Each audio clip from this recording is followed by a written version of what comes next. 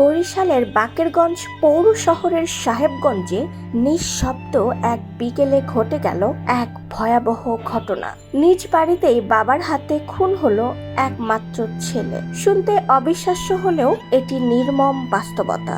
যে সন্তানকে লালন পালন করে বড় করেছেন, যার জন্য জীবনের সবকিছু উৎসর্গ করেছেন, আজ তাকেই শেষ করে দিতে বাধ্য হলেন এক বাবা। ঘটনার পটভূমিতে সাহেবগঞ্জের ওই পরিবারের বছরের পর বছর ধরে চলছিল এক নীরব অসহনীয় যন্ত্রণা। বাড়ির একমাত্র ছেলে এক সময়কার আশার আলো মাদকাসক্ত হয়ে ওঠে পরিবারের ভয়াবহ অভিশাপ। দিনের পর দিন টাকা চাওয়া, না পেলে মারধর, ঘরের জিনিসপত্র ভাঙচুর, এইসব চলতেই থাকে। আর পরিবারের মানুষগুলো হয়ে পড়ে জিম্মি। মায়ের বর্ণনায় উঠে আসে তার অসহায়ত্ব, যে রান্না করতে পারতো না, কারণ ছেলে রান্নাঘরে গরম পানি গায়ে ঢেলে দিত এবং রাতে বাইরে থেকে এসে বাড়িতে অশান্তি সৃষ্টি করত। ভয়ে তিনি অনেক রাত আত্মীয়ের বাসায় কাটাতেন। তবুও পালিয়ে থাকার জায়গাটাও সীমিত ছিল। ঘটনার দিন দুপুরে ছেলে মাদকের জন্য 5,000 টাকা দাবি করলে টাকা না পেয়ে শুরু হয় গালাগালি ও হুমকি ধমকি। ছেলে বলল ঘরে আগুন ধরিয়ে দেবে, আর রান্নাঘরের গরম পানি মায়ের গায়ে ঢেলে দেওয়ার ভয় দেখায়। এক পর্যায়ে মারধর শুরু হলে বাবা তাকে থামানোর চেষ্টা করেন, কিন্তু ছেলের সঙ্গে ধস্তাধস্তি হয়। পরিস্থিতি নিয়ন্ত্রণের বাইরে গেলে বাবা রাগে ক্ষোভে ঘরে থাকা একটি লোহার রড দিয়ে ছেলের মাথায় আঘাত করেন। ছেলে মাটিতে লুটিয়ে পড়ে আর নিঃশ্বাস থেমে যায়। সন্তান নিস্তেজ অবস্থায় পড়ে থাকতে দেখেও বাবা মা পালাননি। তারা দৌড়ে থানায় গিয়েছিলেন, স্বীকার করেছিলেন আমার ছেলে আর নেই। নিজেদের অপরাধ নিজেই স্বীকার করলেন। এটি ছিল কেবল পুলিশের কাছে আত্মসমর্পণ নয়, বরং নিজের বিবেকের সামনে মাথা নত করে এক চরম দুঃখবোধের প্রকাশ। পুলিশ জানায় এটি একটি স্পর্শকাতর পারিবারিক হত্যাকাণ্ড। পুরো এলাকায় শোকের ছায়া নেমে এসেছে। সমাজের বড় প্রশ্ন হলো, কি করে এক বাবা নিজের ছেলেকে হত্যা করতে পারে? উত্তর সহজ নয়, তবে বাস্তব। যখন সন্তান হয়ে ওঠে অভিশাপ আর সহ্য করার সীমা ছাড়িয়ে যায়, তখন ভালোবাসার জায়গায় ভয় আর আত্মরক্ষার তাগিদ দখল করে নেয়।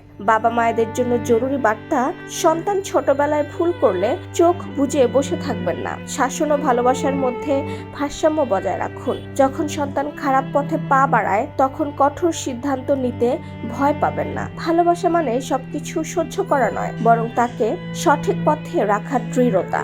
আমাদের সমাজ আজ এমন এক সংকটের মুখোমুখি, যেখানে মাদক, অবাধ স্বাধীনতা, পরিবারের নীরবতা আর মূল্যবোধের অবক্ষয় এক বিপন্ন প্রজন্ম তৈরি করেছে।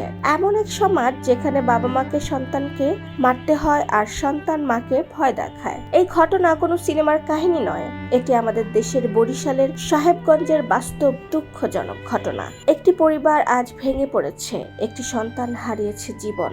আজ যদি আমরা চুপ থাকি, কাল হয়তো পাশের বাড়িতেও এমন দুঃসহ ঘটনা ঘটতে পারে। এখনই সময় সন্তানকে শুধু ভালোবাসা নয়, শিক্ষা, নীতি ও শৃঙ্খলার আলোয় আলোকিত করার। সন্তানকে গৌরব করে প্রশ্রয় দেওয়া নয়। এখনকার যুগে একটা ট্রেন্ড ভাইরাল হচ্ছে, সবাই নিজ সন্তানের অপকর্মগুলোকে খুব গর্ব ভরে প্রকাশ করেন। যেমন ছেলে সারাদিন ফোন চালায়, পড়াশোনা করে না, কিংবা অনেক বেশি রাগী।